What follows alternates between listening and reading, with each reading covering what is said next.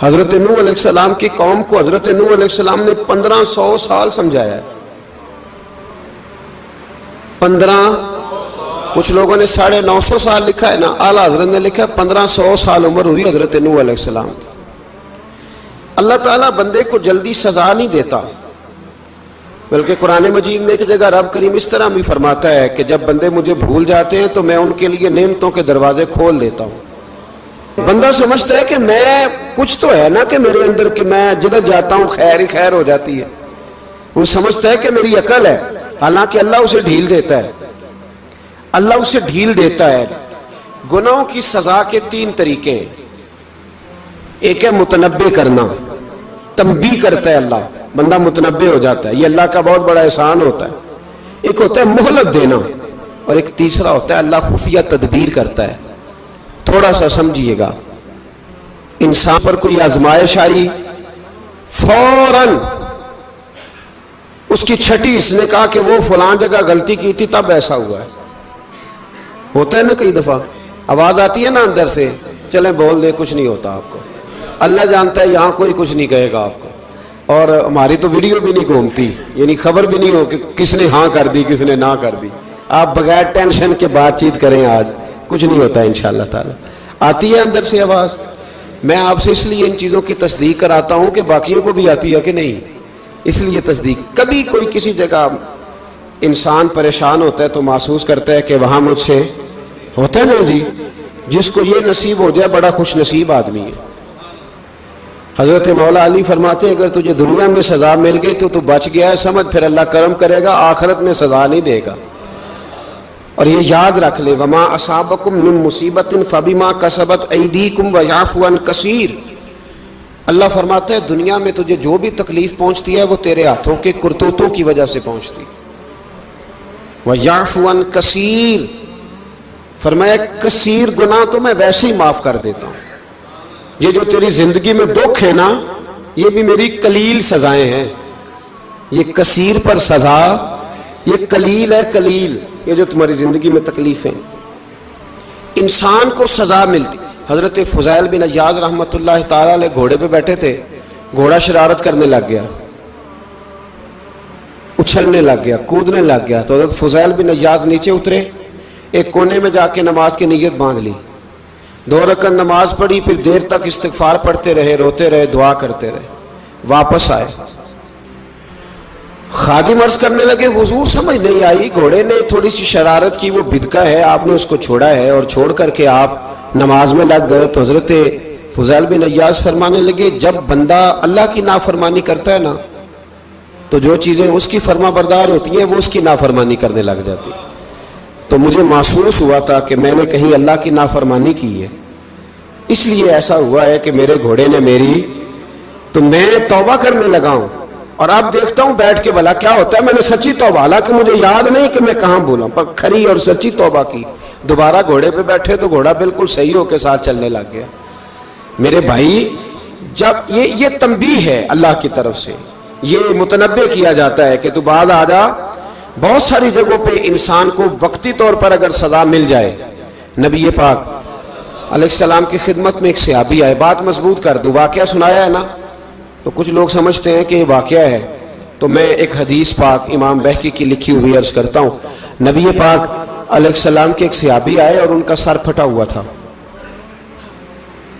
خون بہ رہا تھا. سرکار نے فرمایا کیا ہوا؟ عرض کی حضور ایک عورت جا رہی تھی، میری نظر پڑی، ابھی نظر پڑی ہے کہ میرے آگے ستون آ گیا تو میرے سر پہ لگ گیا.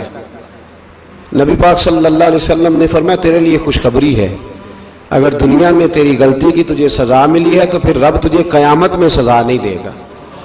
پھر اللہ قیامت میں سزا، بعض گناہ ایسے ہیں جن کی یہاں بھی سزا ملے گی اور وہاں بھی ملے، لیکن میرے بھائی پہلی بات یہ ہے کہ اللہ تعالیٰ اس غلطی کی یہی سزا دے لے اور دعا فرمائے اللہ تبارک و تعالیٰ یہاں بھی معافی عطا فرمائے وہاں بھی معافی عطا فرمائے، اللہ درگزر ہی فرمائے. لیکن میرے بھائی ایک تو یہ سزا، ایک سزا یہ ہوتی ہے کہ انسان جب گناہ کرنے لگتا ہے تو اللہ نعمتوں کے دروازے کھولتا ہے، مہلت دیتا ہے. 500 سال تک فرعون کو مہلت دی. کتنے؟ یہاں جو 5 سال حکومت کر لیتا ہے وہ کہتا ہے سب سے قابل میں ہی ہوں، مجھے مہلت ملی ہوئی ہے۔ 500 سال مہلت دی اللہ تعالیٰ نے، اور فرعون کی قوم پر پتہ عذاب کس طرح کے آئے تھے؟ ٹڈیاں مسلط کر دی اللہ نے۔ یہ گھومتی نہیں چھوٹی سی، ہم اپنی زبان میں اس کو کچھ لوگ مختلف ناموں سے یاد کرتے ہیں، کوئی مکڑی کہتا ہے، کوئی کچھ کہتا ہے، مسلط کر دی، جاتی نہیں۔ ان پر بنی اسرائیل کے ان مقابل جو فرعون کی قوم تھی ان پر الزام اس طرح کا عذاب آیا کہ مینڈک مسلط کر دی اللہ تعالیٰ۔ برتن کھولتے تھے اندر مینڈک نکلتا تھا، دنیا کی ہر دوائی استعمال کرتے تھے لیکن مینڈک نکل آتا تھا۔ تھوڑا سا سمجھا کریں چیزوں کو، ہمارے رنگ نہیں زیادہ گورے کہ ہم پر عذاب نہیں آتا۔ کوئی بہت زیادہ اللہ تعالیٰ معاف فرمائے دولت نہیں جمع کرا بیٹھے شاہی خزانے میں کہ ہم سے پوچھا نہیں جائے گا۔ یہ مہلت ہے، مہلت کو مہلت سمجھو۔ پھر جب پکڑ آتی ہے نا اللہ کریم کی، میں نے دیکھا ہے کروڑوں روپیہ، 6 اولادیں، ایک شخص کے بچے باہر سے آ رہے تھے، وہ بندہ بیمار تھا، مجھے کہنے لگا حضرت جی دعا کریں میں ان کے آنے سے پہلے مر جاؤں ورنہ آ کے مجھے مار دیں گے، دعا کریں۔ اتنی بے سکونی، کروڑوں روپیہ پڑا ہے تو یہ عذاب نہیں؟ کوئی ضروری ہے کہ پتھر ہی برسیں گے تو سمجھ آئے گی؟ یہ جو سگا بیٹا بوڑھے باپ کے قریب سے گزر جاتا ہے سلام نہیں لیتا تو اس کو عذاب نہیں سمجھتے؟ یہ جو امت کی بیٹیاں، امت کی بچیاں، ہماری بچیاں ایک سال کے اندر 75,000 ہزار بچی ایک ڈویژن سے بھاگ کے شادی کر رہی ہے اور ایک صوبے سے، تو اس کو آپ اللہ کا عذاب نہیں سمجھتے؟ یہ معمولی بات ہے؟ نہیں ہمارے رنگ ہو رہے ہیں، ہم بڑے سمارٹ ہیں۔ 1500 سال مہلت دی نوح علیہ السلام کی قوم کو۔ کتنے سال؟ بول کے بتائیے، بول کے دوبارہ بولیے۔ 1500 سال۔ کوئی آدمی اپنی سمارٹنس پہ خوش نہ ہو جائے کہ 20 سال ہو گئے میں تو نافرمانی بھی کر رہا ہوں، روٹی بھی پک رہی ہے، میں تو حرام بھی کھا رہا ہوں، پھر بھی سب ٹھیک ہے۔ 1500 سال مہلت دی۔ پھر حضرت نوح کہنے لگے اللہ میں نے تو بڑا سمجھایا نہیں باز آتے، تو رب کریم نے فرمایا کشتی بناؤ۔ اللہ کے پیغمبر کشتی بنانے لگے تو قوم مذاق اڑانے لگ گئی۔ اب کیا کرنے لگے ہو؟ اب کشتی بنانے لگے ہو، خیر تو ہے، قوم مذاق اڑا رہی ہے۔ حضرت نوح علیہ السلام کا آپ نے کشتی بنائی، پانی کہاں سے نکلا؟ نہ بارشیں ہوئی نہ سیلاب آئے، ایک تندور تھا اس کے اندر سے پانی نکلنا شروع ہو گیا۔ کبھی تندور سے بھی پانی نکلا ہے، پر جب نکالنے والا چاہتا ہے تو وہاں سے بھی ایک تندور سے پانی نکلا۔ اتنا نکلا، اتنا نکلا، اتنا نکلا کہ قوم ساری ڈوب گئی۔ قرآن مجید کے صفحات شہادت دیں گے کہ حضرت نوح کی قوم کا بچہ بہ گیا، بچے صرف وہ تھے جو حضرت نوح کے ساتھ ہو گئے، تباہ ہو گئی۔ اللہ بے نیاز ہے، بے نیاز۔ 1500 سال مہلت ملے اور تو پھر بھی کہے رب بڑا کریم ہے معاف کر دے گا۔ 1500 سال تجھے گنجائش دے اور تو کہے کوئی نہیں، بات معافی ملنی چاہیے ابھی بھی۔ میرے بھائی، حضرت صالح علیہ السلام کی قوم، حضرت صالح نے تبلیغ شروع کی تو کہنے لگے پہلے معجزہ دکھاؤ۔ جی آج تو نہیں لوگ معجزے مانگتے ہیں، آج بھی لوگ کرامتے اور معجزے، اللہ معاف کرے، جو چیزیں معجزہ تو ہو نہیں نہ سکتا لیکن آج بھی لوگ، آپ یقین کریں، کہتے ہیں یہ بڑی نمازیں پڑھتا ہے تو پھر بخشا کیوں نہیں گیا، پھر کیوں نہیں منو سلوا کیوں نہیں اترا اس پر، پھر میں بھی اسی طرح ہی ہوں، کیا اس کے اندر خوبی آ گئی؟ مولوی بھی ویسے ہی ہے، صوفی بھی ویسے ہی ہے، لوگ مانگ نہیں رہے، لوگ دلیلیں مانگ نہیں رہے، ابھی بھی لوگ بحث نہیں کرتے، کیا فرق آ گیا جی؟ ویسے ہی ہیں سارے۔ اللہ تعالیٰ سے ڈرنا چاہیے، ہمیں سامنے والے کی طرف دیکھ کر صحیح ہونے کا حکم نہیں ہے، ہمیں اپنی اصلاح کا حکم ہے، اپنی طرف دیکھ کے اپنے آپ کو ٹھیک کرنے کا۔ الزام لگا کے گزر جانا اس کا کوئی مطلب؟ سنو اور یاد رکھو، حضرت صالح علیہ السلام سے کہنے لگے پہلے معجزہ دکھائیں، تو حضرت صالح علیہ السلام نے فرمایا اونٹ کہاں سے پیدا ہوتے ہیں؟ کہا اونٹنی کے بطن سے۔ فرمایا آؤ میں تمہیں پہاڑ کے اندر سے اونٹنی پیدا کر کے دکھاتا ہوں۔ کہاں سے؟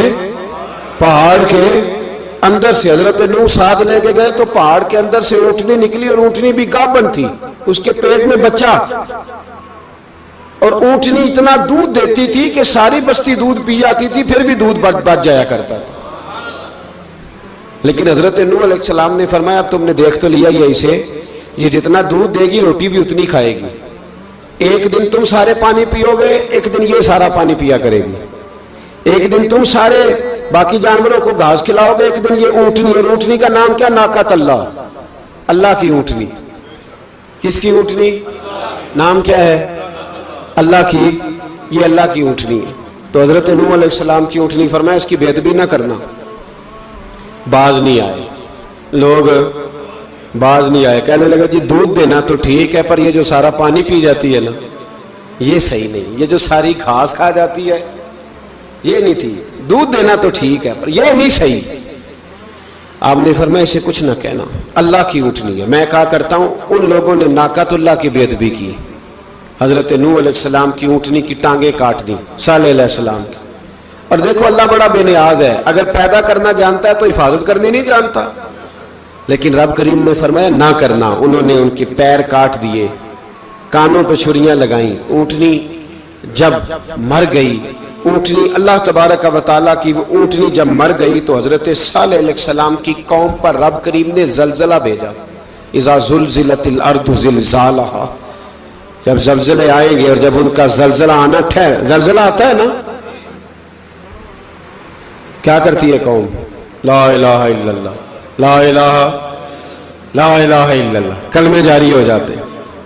بلکہ ایک دفعہ ایسا بھی ہوا کہ مسجدوں میں اعلان ہونے لگے زلزلہ آ رہا ہے، جو فجر کے لیے نہیں اٹھے زلزلے کے لیے وہ بھی اٹھ گئے، جن کا دعویٰ ہے نا میری سویرے آنکھ نہیں کھلتی، ان کی لگی نہیں کتنے گھنٹے، بعد میں بھی نہیں لگی، ٹی وی پہ اعلان ہوتے رہے کوئی نہیں آ رہا سو جاؤ چپ کر کے، لیکن آنکھ لگی۔ موت سے تو ڈرتا ہے، اللہ سے ڈرتا ہی نہیں، موت کا خوف ہے رب کا نہیں۔ زلزلہ آیا ساری قوم تباہ ہو گئی۔ بتاؤ اگر ناقۃ اللہ کی گستاخی ہو تو اللہ ناراض ہو جاتا ہے، اور اگر اولیاء اللہ کی ہو، اگر اولیاء اللہ کی ہو تو رب ناراض نہیں ہوتا؟ شرم نہیں آتی لوگوں کو داتا صاحب کی بے ادبی کرتے، شرم نہیں آتی لوگوں کو غوث اعظم کی گستاخی کرتے، حیا نہیں آتی جنہوں نے دین پھیلایا ان کی بے ادبی؟ میں درد سے کہتا ہوں، رو کے کہتا ہوں، اور اگر کلیجہ پھٹ سکے تو میں دکھاؤں زخم کتنے۔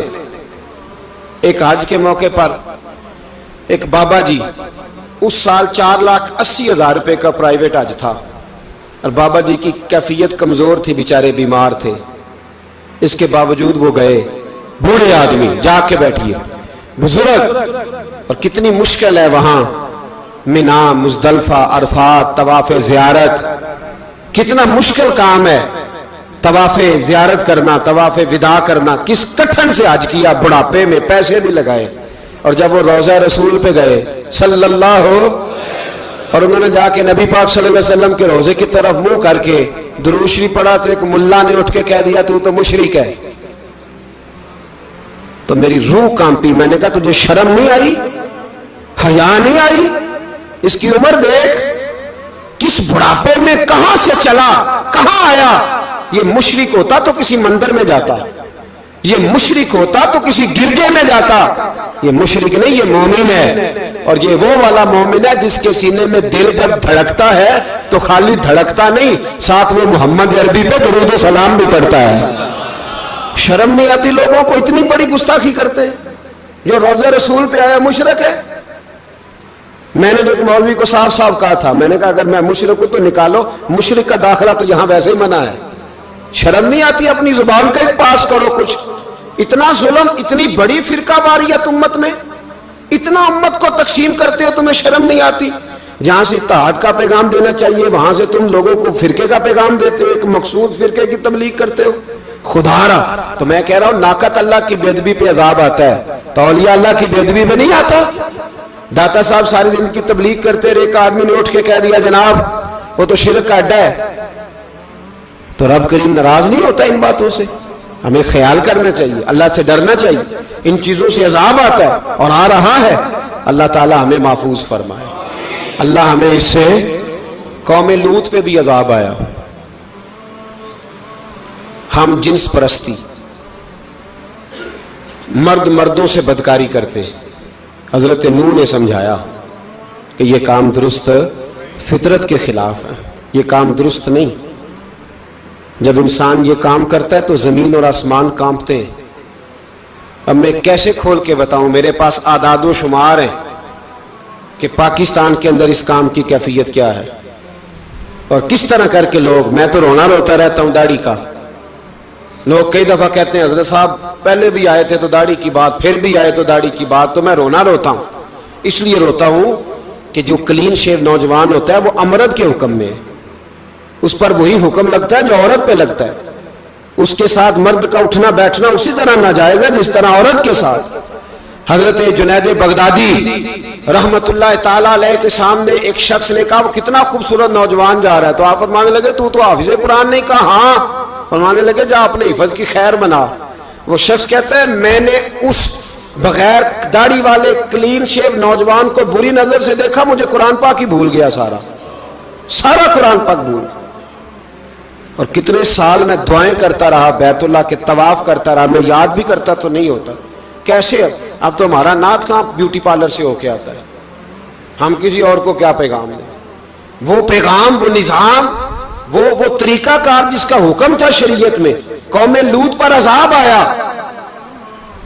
صحیح بیٹھتے ہوں گے بچے جو موٹر سائیکلوں پہ بیٹھتے ہیں. میں نے گجرانوالہ کی سڑکوں پہ بچوں کو، نوجوانوں کو جو تماشے کرتے سرے عام دیکھا ہے تو مجھے ڈر لگتا ہے. اور کوئی روکنے والا نہیں، شغل ہو رہا ہے، ہنس رہے ہیں اور سامنے عورتیں بھی ہیں، سب ہو رہا ہے. کتنی تکلیف کی بات. حضرت نوح کی قوم یہ کام کرتی تھی، قرآن پاک نے بیان کیا ہے. حضرت نوح نے سمجھایا، فرمایا رب کریم نے تمہیں اپنی خواہش پوری کرنے کے لیے جائز طریقہ عطا فرمایا، عورتوں سے نکاح کرو، اور اس نکاح کی برکت سے جو اللہ تمہیں اولاد دے گا اس کو اللہ تبارک و تعالیٰ تمہارے لیے باعث بخشش بھی فرمائے گا. لیکن جب قوم نہ مانی تو جو قوم میں لوط کا عمل کرے اس کا علاج قرآن نے بیان فرمایا کہ آسمان سے پتھر برسیں گے. پھر پتھر برسے اور جن کے بڑے بڑے اچھے دماغ تھے ان کے دماغ چکنا چور کر دیے گئے، تباہ کر دیے گئے، ان کے دماغ زمین پر بچھاڑ دیا گیا. اللہ مہلت دیتا ہے لیکن اس کا مطلب یہ نہیں کہ انسان توبہ ہی نہ کرے. حضرت شعیب علیہ السلام کی قوم پر بھی عذاب آیا، اس لیے کہ بددیانتی کرتی تھی، ناپ تول میں کمی کرتی تھی. میں نے کہا تھا شب قدر کی رات کہ یہ کوئی تماشا ہے کہ شب رات آئی تو ساری رات روتے رہے، یا اللہ معاف کر دے، یا اللہ معاف کر دے، رو رو کے چیخے مار مار روئے. شب قدر آئی تو پھر چیخے ماری، ساری رات روئے.